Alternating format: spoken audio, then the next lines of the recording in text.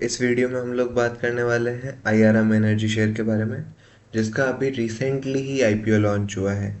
ठीक है, तो सबसे पहले हम लोग इस कंपनी के बारे में बात करेंगे, फिर इसकी फाइनेंशियल परफॉर्मेंस, और उसके बाद में शेयर परचेस के रिगार्डिंग मेरे जो सजेशन है वो रहेंगे। तो सबसे पहले हम लोग कंपनी के आईपीओ डिटेल्स के बारे में बात कर देते हैं कि ये जो कंपनी का आईपीओ है अभी रिसेंटली ही आया है, 20 अक्टूबर को ही। 20 अक्टूबर इसकी आईपीओ की लास्ट डेट थी अप्लाई करने की। मतलब अभी तो हार्डली 20 दिन हुए हैं इस कंपनी का आए हुए। फेस वैल्यू 10 रुपये पर शेयर है। लिस्टिंग अभी 26 को है, मतलब 15 दिन मैक्सिमम हुए हैं अभी तक। 2 वीक निकाले हैं इस कंपनी ने अभी तक। प्राइस बैंड 505 रुपये का एक शेयर था। 29 के शेयर एक लॉट था, और फ्रेश इशू है। ठीक है, ये ध्यान रखिएगा, टोटल इशू और जितना भी है सबका सब फ्रेश इशू है। पहले इस कंपनी का कुछ भी नहीं था, अभी अभी कंपनी लिस्ट हुई है। इसमें से कुछ भी, मैं एक चीज़ और बता दूं, इसमें से कुछ भी ऑफर फॉर सेल नहीं था। कंपनी ने जितना भी पैसा लिया है सिंपली कॉर्पोरेट पर्पस और अपना बिजनेस एक्सपेंड करने के लिए, या फिर जो इनके पास ऑलरेडी लोन और डिबेंचर्स है उनको कम करने के लिए किया है। तो कंपनी की ग्रोथ में ही जा रहा है ये सारा पैसा। 545 करोड़ जो है वो कंपनी की ग्रोथ में लगाने वाले हैं। ठीक है, वो एक बार में नहीं जाता, ये आपको दिखने में कम से कम 2-3 क्वार्टर लगेंगे। ओके, एम्प्लॉयर डिस्काउंट ठीक है, 48% शेयर दोनों पे लिस्ट हुआ है, बीएसई और एनएसई पे। अब बी कंपनी के जो फाइनेंशियल परफॉर्मेंस थे बिफोर आईपीओ वो डिस्कस कर लेते हैं। कंटिन्यूसली कंपनी का ये रेवेन्यू देखिए आप। Revenue continuously asset continuously increase हुआ है 267 से 792। ठीक है, ये वाला छोड़ दीजिए, ये पर्टिकुलर एक क्वार्टर का है ना। यहीं तक बात करेंगे अपन। ओके, तो 267 से हमारा 792 गया 3 साल में। रेवेन्यू भी 166, फिर 212, फिर 549, अच्छा खासा जंप है, मोर देन डबल किया है। फिर यहाँ पे अप्रॉक्सीमेटली डबल किया है। ठीक है, रेवेन्यू हमेशा ग्रोइंग ही है। प्रॉफिट आफ्टर टैक्स 21 करोड़, फिर 34, फिर सडन, बहुत ही सडन जंप है 128, जो कि अनएक्सपेक्टेड है। पता नहीं क्या किया है इन्होंने इस क्वार्टर में। फिर उसके बाद में 63। अगर आप यहाँ से यहाँ तक जाओगे, मतलब आप 2020 टू 2023 तक के लिए कंपेयर करो, तो इन्होंने अपना प्रॉफिट ट्रिपल किया है। जो 20 करोड़ कमा रहे थे ये 2020 में, तो इनका जो प्रॉफिट है वो ट्रिपल हो गया है ना। ये 128 करोड़ इस सडन एक्सपेक्टेड जंप को अगर अपन छोड़ दे तो ठीक है, इनकी बोरोइंग्स भी डेफिनेटली इंक्रीज ही हुई है। एक ग्रोइंग बिजनेस है ना। बिजनेस चलाने के लिए अगर इतना रेवेन्यू आपको चाहिए तो इसके लिए आपको कैपिटल भी लगाना पड़ेगा। तो कैपिटल कहाँ से आएगा? यहीं से आएगा। ओके, तो प्रॉफिट आफ्टर टैक्स की हम लोग बात करें, 2023 में ये 63 करोड़ था। ये आउट ऑफ द सडन, मतलब आप भी सोच सकते कि 34 करोड़ से एक ही साल में प्रॉफिट 128 करोड़ कैसे हो सकता है, जबकि इनका रेवेन्यू 2 टाइम्स ही हुआ, 2.5 टाइम। मतलब इन्होंने रेवेन्यू भी इंक्रीज किया है और इसमें अपना प्रॉफिट मार्जिन भी इंक्रीज कर लिया है। तो शायद इसके बाद में इनका जो बिजनेस है वो कम हुआ होगा, तो इनको समझ में आ गया होगा कि नहीं, इतना भी नहीं करना है। तो इन्होंने रेवेन्यू तो कंटिन्यूसली इंक्रीजिंग रखा, लेकिन अपने मार्जिन डिप कर दिए। तो मार्जिन डिप करने से क्या हुआ, इनका प्रॉफिट, मतलब जो मार्केट में इनकी जो सिचुएशन थी वो वापस इन्होंने रीगेन कर ली। ऑब्वियसली ये तो बिजनेस का रूल है, अगर आप अपना प्रॉफिट इंक्रीज करोगे मतलब आप अपनी प्राइस इंक्रीज कर रहे हो। ठीक है ना। अगर आप अपनी प्राइस इंक्रीज करोगे तो आपका मार्केट शेयर डेफिनेटली नीचे जाने वाला है। तो लास्ट टाइम का प्रॉफिट था 63 करोड़, जो कि ऑलमोस्ट हाफ हुआ है। शायद मेरे को लगता है यहाँ से इन्होंने सबक लिया है कि मार्केट शेयर पहले इनको रीच करना चाहिए, प्रॉफिटेबिलिटी पे नहीं जाना चाहिए। तो ये देख लीजिए कि रेवेन्यू इंक्रीजिंग है ना। क्योंकि इतना तो पता चल गया कि इनका रेवेन्यू इंक्रीजिंग है, ये जब चाहे अपना प्रॉफिट मार्जिन इंक्रीज कर सकते हैं, but on the next quarter इनका फिर मार्केट शेयर गिरने लग जाएगा। तो की परफॉर्मेंस इंडिकेटर क्या है, इस कंपनी का पी रेशियो 24 है। ठीक है। पोस्ट पीई 32 है। मार्केट कैपिटलाइजेशन 2073 करोड़ है। रिटर्न ऑन इन्वेस्टमेंट इनका 18% पर ईयर है। ओके, सो आपको भी अपना अप्रॉक्सीमेटली रिटर्न ऑन 18.23% के हिसाब से आपको अपना मार्जिन लेके चलना है। कि ये मान लीजिए आपका पैसा अगर बैंक में पड़ा है तो आपको 10, आजकल तो 9% के आसपास का रिटर्न दे रहा होगा, लेकिन अगर आपको 18% का रिटर्न चाहिए तो आप इस कंपनी में इन्वेस्ट कर सकते हैं। डेब्ट टू इक्विटी 0.93, ईपीएस 20.93 है। ओके, अच्छा ग्रोथ है, 18% भी अच्छी ग्रोथ है। अगर कंपनी इस ग्रोथ को तो मेंटेन कर ही सकती है। क्यूआईबी में देखते हैं कितना सब्सक्रिप्शन हुआ है, 44 टाइम सब्सक्रिप्शन। एनआईआई में non institutional investor 48 times, retail में 9 टाइम्स, एम्प्लॉय में सिर्फ 2 टाइम्स। ठीक है, तो सब्सक्रिप्शन लेवल भी बहुत अच्छा है। तो लिस्टिंग गेन देख लेते हैं कि लिस्टिंग गेन कितना हुआ है। ये काइट हुआ हमारा, ये हुआ हमारा आईआरएम एनर्जी, ज़्यादा पीछे नहीं जाना पड़ेगा, अभी रिसेंट का ही शेयर है। तो ये रहा हमारा लिस्टिंग। याद रखिएगा लिस्टिंग हमेशा सुबह के 10 बजे से होता है। ठीक है, तो जिस दिन लिस्ट हुआ उस दिन ये शेयर मैक्सिमम 483 गया और मिनिमम तो 450 चला गया है। ऐसा क्यों हुआ? क्योंकि ये शेयर लिस्ट हुआ है 26 अक्टूबर के आसपास। तो इस टाइम पे याद है इसराइल हमास वॉर की वजह से जितने भी फॉरेन इंस्टीट्यूशनल इन्वेस्टर थे वो बहुत ही सेल ऑफ कर रहे थे। ठीक है, तो इस टाइम पे बहुत ही ज़्यादा मार्केट नेगेटिव चल रहा था। मार्केट स्टार्टिंग में सेंसेक्स 600 पॉइंट, निफ्टी 50 250 300 पॉइंट तक गिरा था। ये वही वाला टाइम है। ठीक है, इस टाइम पे भी भयंकर सेल ऑफ आया है। ये मिनिमम 443 442 मतलब 445 के आसपास गया हुआ है। ओके, उसके बाद में तो सबसे पहले हम लोग देखते हैं वॉल्यूम कितना रहा है इसका। अगर हम लोग पहले 2 दिन हटा दें तो उसके बाद में इन्होंने जो शेयर इशू किए थे, कितने शेयर इशू किए थे इन्होंने शेयर इशू किए हैं टोटल ना 1 करोड़ 8 लाख, सॉरी हाँ 1 करोड़ 8 लाख शेयर। और यहाँ पे हमारा मार्जिन चल रहा है, जो सेल ऑफ भी आ रही है अभी 3 दिन से कंटिन्यूसली, उसमें आ रहा है 2 लाख शेयर, 2,24,000, 1,36,000। बाइंग जो आई है वो 4 लाख 5 लाख की आई है। मतलब ऑन एन एवरेज अगर आपकी बाइंग आ रही है तो 4 से 5 लाख की आ रही है, और सेलिंग में जो वॉल्यूम्स है वो 2-2.5 लाख का है। ओके, एक चीज़ मान के चलिए, अगर इस शेयर ने अपना 10% भी वॉल्यूम दिखाया ना, 1 करोड़ शेयर इशू हुए हैं, अगर 10% वॉल्यूम भी गया तो ये शेयर वापस 505 से ऊपर ही जाने वाला है। एक बार बीच में 496 तक गया है, लेकिन ये शेयर जो 505 पे इशू हुआ है, क्या इसकी ये प्राइस वर्थ इट है? ठीक है, तो ये हम लोग कैसे डिसाइड करेंगे कि ये प्राइस 505 लेवल तक का है भी नहीं? तो इसकी पीई रेशियो से।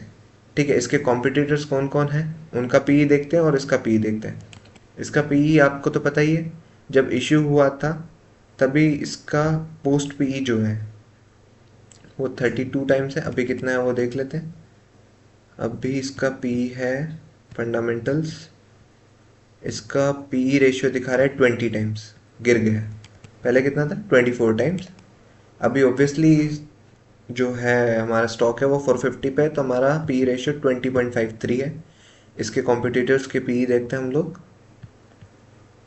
फंडामेंटल्स में जाना है, उसके बाद में सी डिटेल्स इन्फो। ये मैं आपको सिर्फ ज़ीरोदा ऐप का बता रहा हूँ। उसके यहाँ पे इनको कॉम्पिटिटर मिलेंगे पीएस। गेल इंडिया लिमिटेड गवर्नमेंट कंपनी है। गवर्नमेंट जनरली पीएसयूज जितने भी हैं उनके पी रेशियोज कम होते हैं प्राइवेट के कंपैरिजन में। इसका पी रेशियो है हमारा 14, मतलब आईआरएम एनर्जी के कंपैरिजन में गेल इंडिया लिमिटेड का पी कम है।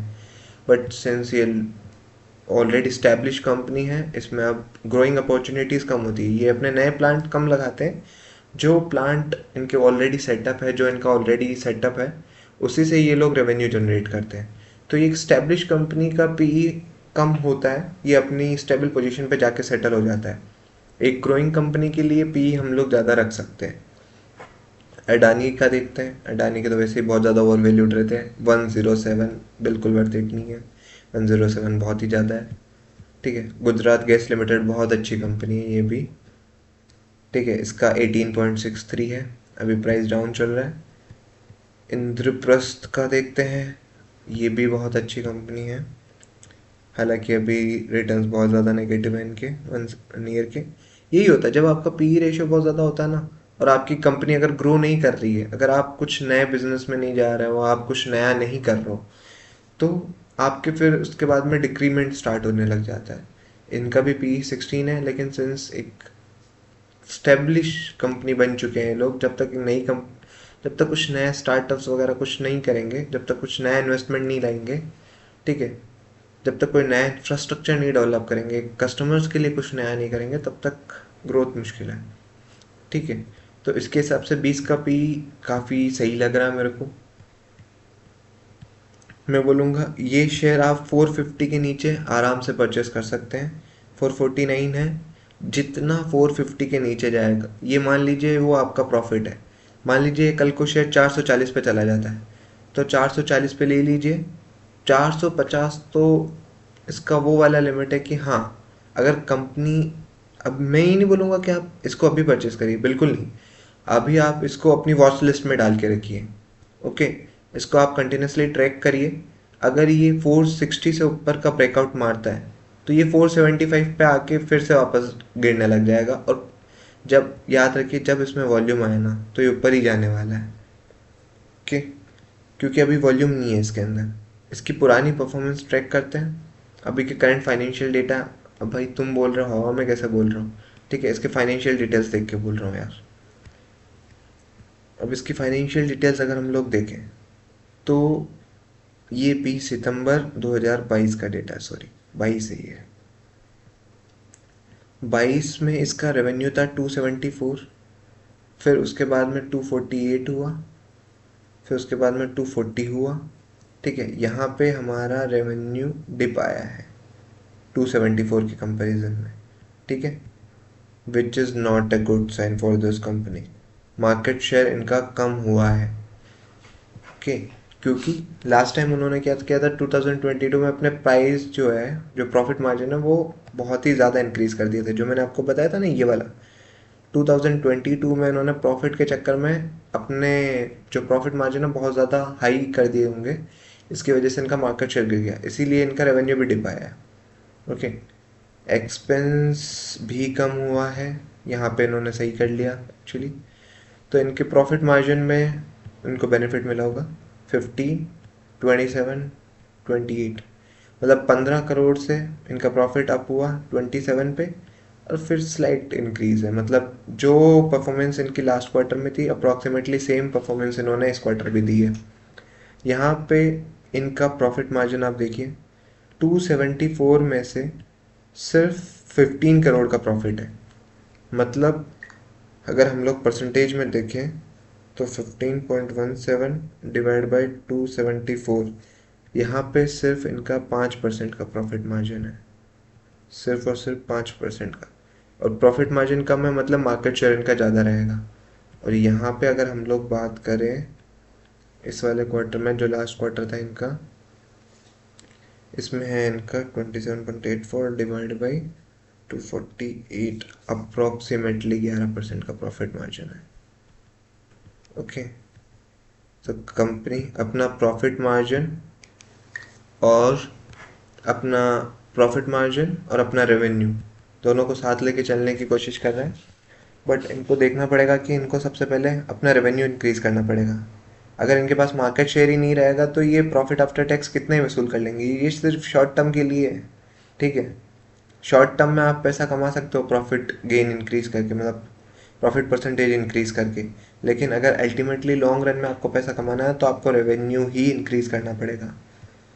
अर्निंग पर शेयर 5.13 से 9.2, 9.29, तो अगर इस हिसाब से देखें आप, तो इस साल का इनका जो अर्निंग पर शेयर है वो 35-36 के आसपास जा सकता है, और अगर इन्होंने अच्छी खासी ग्रोथ दिखाई तो 40 भी जा सकता है। मतलब अगर आप देखें ईपीएस के हिसाब से, जो कि अभी इनका 20 है, वो 35-40 के आसपास भी जा सकता है। तो जो इनका P/24 था, वो साल के एंड में गिर के 12 तक हो सकता है। और इस केस में ये कंपनी बहुत ही ज़्यादा वैल्यू एडेड स्टॉक बन जाएगा। तो मैं कहूँगा कि 20 का पीई भी काफ़ी अच्छा पीई है अगर ये कंपनी ग्रोथ दिखाती है। ठीक है, तो ये बिल्कुल एक रिस्की स्टॉक रहेगा। अगर कंपनी नेक्स्ट क्वार्टर में अच्छा परफॉर्म करती है और इस क्वार्टर में वॉल्यूम आता है, क्योंकि वॉल्यूम आने के चांसेस मैं इसके लिए बोल रहा हूँ क्योंकि क्यूआईबी में इनका सब्सक्रिप्शन स्टेटस बहुत ज़्यादा हाई था, ये आप देख सकते हैं यहाँ से। ठीक है, क्योंकि कंपनी के फाइनेंशियल्स अच्छे हैं ना, कंपनी की ग्रोथ अच्छी है। ओके, तो इसके लिए, और कंपनी ने यहाँ पे आके अपना रेवेन्यू भी संभाला है। ठीक है, इस क्वार्टर में गिरने नहीं दिया है रेवेन्यू। ठीक है, 248, 240।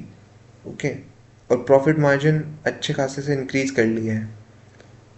ठीक है, तो अगर आप हाफ ईयरली देखें, मतलब लास्ट 6 मंथ्स का डेटा, 30 सितंबर 2023 और 30 सितंबर 2022, ये वाला डेटा हम लोग देख रहे हैं अप्रैल से सितंबर 2023 का। ये वाला है अप्रैल से सितंबर, ये है अप्रैल, APR 23 से। ठीक है, और ये है 22 से, अप्रैल 22 से। ठीक है, 6-6 महीने का डेटा हम लोग देख रहे हैं। तो इस वाले केस में रेवेन्यू में कितना डिप आया है, 3% का, -3.54% का। ठीक है, एक्सपेंस में भी डिप आया है। एक्सपेंस इन्होंने 9.36% से कम किया है, क्या काफ़ी अच्छी बात है। लेकिन ये देखिए, इन्होंने अपना जो प्रॉफिट आफ्टर टैक्स है वो कितने परसेंट से इंक्रीज़ किया है, 68.9% के साथ। और अर्निंग पर शेयर भी इनका 64.50 है। तो यहाँ कंपनी ने एक अच्छा गेम खेला है कि रेवेन्यू से कॉम्प्रोमाइज़ करके इन्होंने प्रॉफिट आफ्टर टैक्स इंक्रीज़ किया है। हाँ, तो अच्छी स्ट्रेटजी हो सकती है, लेकिन कंपनी को अपना रेवेन्यू भी मेंटेन करके रखना पड़ेगा। ठीक है, तो ये मेरी तरफ से एक इनपुट था। अगर आपको अच्छा लगा हो ये कंपनी के बारे में, सिंस 505 का इनका फ्रेश इशू था, अभी ये जो शेयर है वो 450 के पास चल रहा है। अप्रोक्सीमेटली 12% का डिप है अपने फ्रेश इशू प्राइस से। तो अगर ये कंपनी अपना फ्रेश इशू प्राइस भी टच करती है, जो कि मेरे हिसाब से इस कंपनी ने नेक्स्ट क्वार्टर का रिजल्ट अगर अच्छा निकाला, जो कि निकाल सकती है कंपनी, ऐसा नहीं है, कंपनी अगर पुराने रेवेन्यू पे भी पहुंच जाएगी ना, जो कि इनका पुराना रेवेन्यू है 274 के 274 के रेवेन्यू पे अगर इस मार्जिन से पहुंच जाए, ठीक है, तो काफ़ी अच्छा है। क्योंकि कंपनी के प्रॉफिट आफ्टर टैक्स में काफ़ी अच्छा इंक्रीज है लास्ट ईयर के कंपैरिजन में। 274 में अगर ये 10% के हिसाब से प्रॉफिट निकालेंगे तो बहुत सही है। 240 में देख लीजिए आप, 240 में 11% के हिसाब से 28 करोड़ का प्रॉफिट है। तो अगर 274 हो जाएगा और 11-12% का मार्जिन ये रखेंगे, तो ये प्रॉफिट मार्जिन मेरे को नहीं लगता है कि इनको 32-35 करोड़ पहुंचने में ज़्यादा टाइम लगेगा। और इनकी ग्रोथ काफ़ी अच्छी है, ये तमिलनाडु वगैरह में एक्सपेंड कर रहे हैं। तो आप कंपनी की प्रोफाइल के बारे में पढ़ सकते हैं, फिर उसके बाद में ही कंपनी में इन्वेस्ट कर सकते हैं। ठीक है, मैं सजेस्ट करूँगा कि इसको बहुत ज़्यादा नीचे गिरने के चांसेस कम है। अभी ये 450 है, मेरे को नहीं लगता कि ये कितना भी कर लो नेक्स्ट क्वार्टर से पहले ये 400 से कम तो नहीं जाएगा, है ना। क्योंकि अब इस कंपनी की सेचुरेशन लिमिट आ गई है, एक ग्रोइंग कंपनी है, इतने ज़्यादा हाई परफॉर्मेंस पे है, मतलब क्यूआईबी में हाई सब्सक्रिप्शन हुआ था। लेकिन ये कंपनी अपने शेयर प्राइस को जरूर टच कर सकती है, 505 को, इतना पोटेंशियल इसमें है। जैसे ही इसके अंदर अपना 10% का वॉल्यूम भी आया ना, 1 करोड़ के फ्रेश इशू हुए थे, 10 लाख का जैसे ही वॉल्यूम आया, ये कंपनी अपना शेयर प्राइस वापस टच कर जाएगा 505। तो अगर आप एक शॉर्ट टर्म इन्वेस्टर है ना, और अगर आपको ये कि ठीक है 12-13% मिल जाए हमको विद इन 4-5 मंथ्स, तो भी आप इस कंपनी के लिए ट्राई कर सकते हैं, ये एक अच्छी कंपनी रहेगी। ठीक है, अगर आपको हमारी वीडियो इन्फॉर्मेटिव लगी हो, आपके नॉलेज में कुछ भी गेन हुआ हो, आप इस नॉलेज से अगर खुश हैं, तो like share and subscribe. Thank you very much.